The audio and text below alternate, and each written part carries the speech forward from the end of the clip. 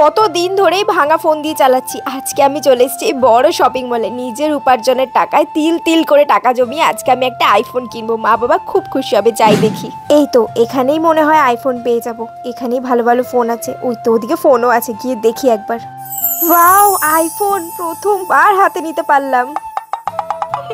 আর ভাঙা phone use করতে হবে না, এখন আমি আইফোন ইউজ করব।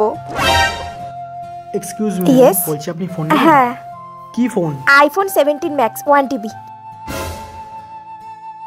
বলছি ওটার কিন্তু অনেক দাম ম্যাডাম। হ্যাঁ, আমি ওটাই নেব স্যার। না, আপনাকে দেখে যা মনে হচ্ছে আপনি কিন্তু নর্মাল পাশে দোকান আছে, ওখান দিয়েও নিতে পারেন। আপনি এভাবে বলছেন কেন? না, কারণটা হচ্ছে আপনি যে ফোনটা ইউজ করছেন সেই ফোনটার কাজটাও ভাঙা, আর 17 Pro Max নেবেন আপনি।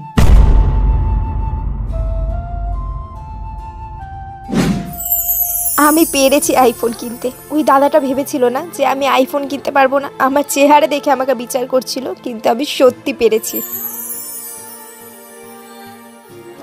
দাদা। হ্যাঁ বলুন। ফাইনালি আমি আইফোন 17 Pro 1 TB নিতে পেরেছি।